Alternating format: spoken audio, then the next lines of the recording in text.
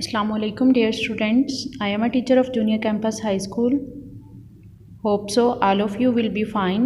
Today we will discuss lecture number 13 of General Science. Simple and complex machine and types of simple machines. Open the page 196. Here you can see the topic simple and complex machine. अच्छा dear students, यहाँ पे अगर आप लोग देखें, simple उस चीज़ को कहा जाता है जो कि बिल्कुल सादा फॉर्म में मौजूद है, एंड कम्प्लेक्स मीन कॉम्प्लिकेटेड, जो कोई चीज़ जो है वो पेचीदा या बहुत ज़्यादा मुश्किल हो उसको हम कहते हैं कॉम्प्लिकेटेड।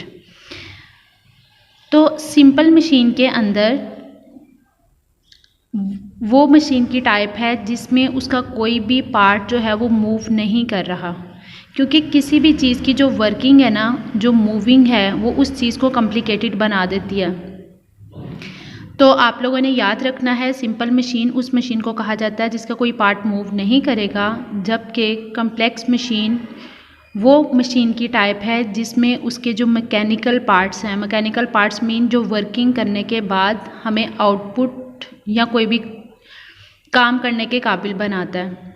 तो कॉम्प्लेक्स मशीन में उसके जो पार्ट्स हैं वो मूव कर रहे होते हैं, तो उसको हम बोलेंगे complex machine. Here you can see the picture simple complex machine. यहाँ पे आप बात करें बाइसिकल की, तो बाइसिकल इवन दो के देखने में एक सिंपल सी टाइप है, लेकिन ये सिंपल मशीन नहीं है, क्योंकि इसके जो पार्ट्स होते हैं, पैडल, व्हील्स, ये पार्ट्स जो है वो मूव कर रहे हैं। ठीक है, तो ये आपके पास एक कॉम्प्लेक्स मशीन है। सेम एज कार इंजन, वो उससे ज़्यादा कॉम्प्लिकेटेड है, लेकिन चूँकि उसके पार्ट्स भी मूव कर रहे हैं, तो these are two types of the complex machine. अगर आप बात करें कि एक जो कॉम्प्लेक्स मशीन है वो कैसे बनती है, तो डिफरेंट सिंपल मशीन्स को जब कंबाइन कर दिया जाता है तो वो कॉम्प्लेक्स मशीन की फॉर्मेशन करती है। Types of simple machines. There are 5 kinds of simple machine which are used in our daily life. These are lever, pulley, inclined plane, screw and wheel. इनको हम वन बाय वन डिटेल में discussion करेंगे। ठीक है,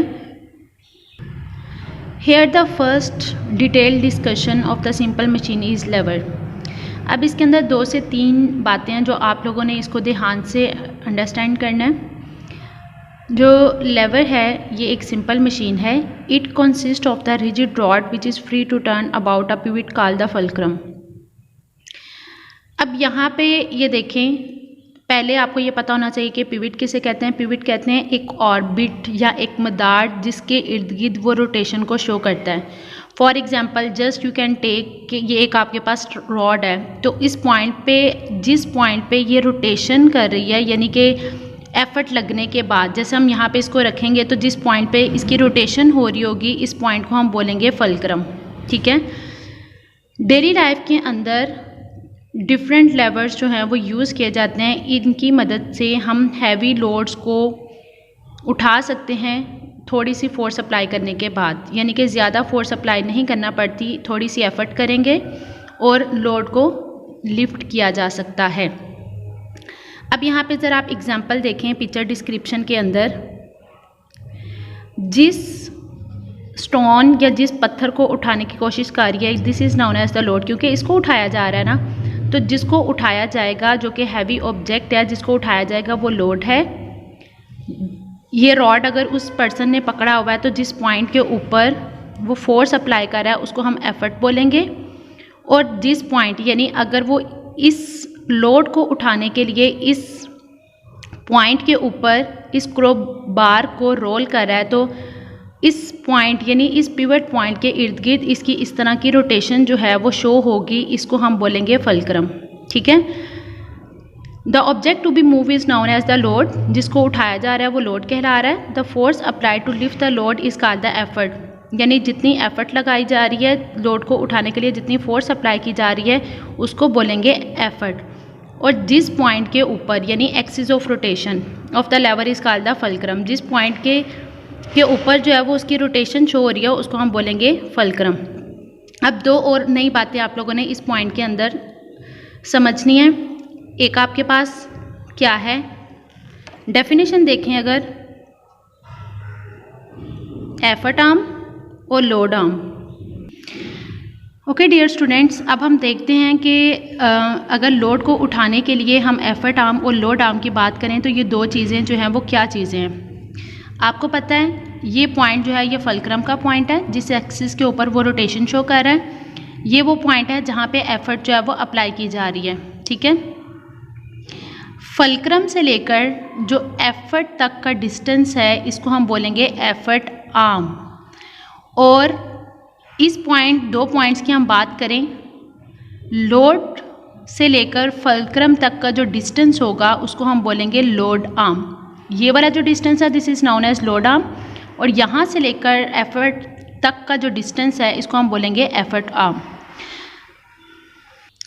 अब अगर हम लेवर की वर्किंग के हवाले से बात करें तो ये जो लेवर है ये एक मोमेंट यानी प्रिंसिपल ऑफ मोमेंट, प्रिंसिपल कहते हैं असूल को, PLE है ना, तो ये आपके पास असूल वाला है, ठीक है। ये लेवर की जो वर्किंग है ये प्रिंसिपल ऑफ मोमेंट की बेस के ऊपर है। अब what do you mean by moment? आप लोगों ने तो मोमेंट को कैलकुलेट करना है, आप लोगों को नहीं पता कि मोमेंट किसे कहते हैं। तो यहाँ पे आप देखें, it is the product of two things. Product mean multiplication, जब दो चीज़ों को मल्टीप्लाई करेंगे तो वो मोमेंट आएगा। किस किस को? Force multiply perpendicular distance. Perpendicular कहते हैं वो चीज़ जो 90 का एंगल बना रही होती है। अब हम अपने डिस्क्रिप्शन के ऊपर दोबारा जाते हैं।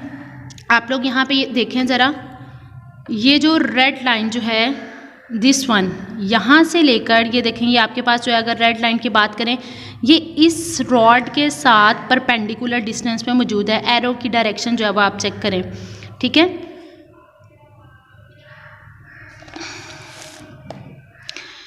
तो फोर्स और परपेंडिकुलर डिस्टेंस जो है जब उसको मल्टीप्लाई करेंगे तो आपके पास जो है वो मोमेंट आ जाएगा। अब एक और बात ये है कि जब लेवर की हम वर्किंग की डिस्क्रिप्शन की बात करते हैं तो एक पॉइंट ऐसा आता है जिसको हम बोलते हैं इक्विलिब्रियम पॉइंट।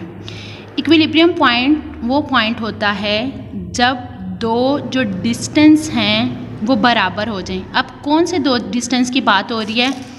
यही वाले दो डिस्टेंस की हम बात करेंगे। इसको हम डिस्क्रिप्शन के अंदर देखते हैं। आप यहाँ पे देखें ज़रा, आपके पास एक डायग्राम है 12.7।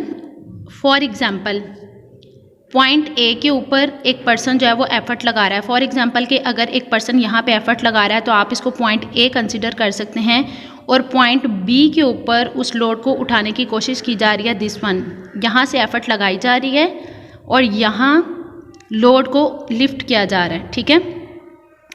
अब ये देखें, ये वाला पॉइंट जो है ये फल्क्रम का पॉइंट है, यानी कि मीन जिस पॉइंट के ऊपर उसकी रोटेशन को शो किया जा रहा है, this is known as F यानी फल्क्रम।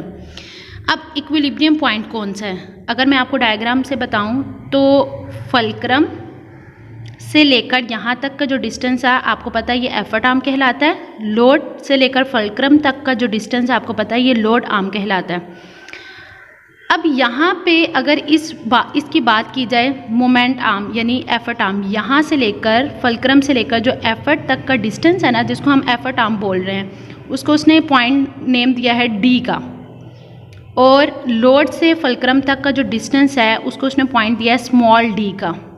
अब आप लोगों ने मोमेंट कैलकुलेट करना है, तो मोमेंट कैसे कैलकुलेट किया जाएगा? इसको आपको पता है कि it is multiplication of the two things, force and perpendicular distance. अब यहाँ पे डिस्टेंस के हवाले से अगर बात की जाए तो आपके पास क्या है? एफर्ट यानी दिस वन, और ये इसके साथ perpendicular distance effort arm. Effort और एफर्ट आर्म को मल्टीप्लाई करेंगे तो पॉइंट डी आएगा जो कि मोमेंट आर्म है, और इस साइड पे लोड और लोड आर्म यानी लोड और लोड आर्म को जब मल्टीप्लाई करेंगे तो आपके पास मोमेंट आर्म जो कि स्मॉल डी है वो आएगा। अब इक्विलिब्रियम पोजीशन ये है कि आप लोग यहाँ पे देखें कि these two distance are equal and these two distance are also equal, ठीक है। जब ये दोनों डिस्टेंस जो हैं ये इक्वल होंगे यानी कि उनका मोमेंट आर्म इक्वल होगा तो वो पॉइंट कौन सा होगा? इक्विलिब्रियम का पॉइंट। तो हेयर यू कैन सी कि आपके पास उसने मोमेंट आर्म को कैलकुलेट किया, एफर्ट को एफर्ट आर्म के साथ मल्टीप्लाई करके और लोड को लोड आर्म के साथ मल्टीप्लाई करके। Now discuss numerical problem, a load of 200 newton, N जो है वो आपके पास क्या है, newton, is lifted by applying a force of 40 newton, calculate its mechanical advantage. अब लोड भी आपको गिवन है, एफर्ट भी आपको गिवन है, मैकेनिकल एडवांटेज का आपको फार्मूला पता है, load divided by effort is equal to, load कितना है 200 और एफर्ट कितनी है 400, इसको कैट करेंगे तो आंसर जो है वो आपके पास 5 आएगा। अब इस 5 का मतलब क्या है कि एक मशीन की जो वर्किंग है वो 5 टाइम्स जो है वो मोर देन है एफर्ट के मुकाबले में। Now come to page number 206, here the question number 2, name 5 simple machines, and question number 4 half question what is a lever. तो आप लोगों ने इन क्वेश्चंस को अच्छे से लर्न करना है according to the marking. Hope so you will understand it very well. Stay home, stay safe, take care. Allah Hafiz.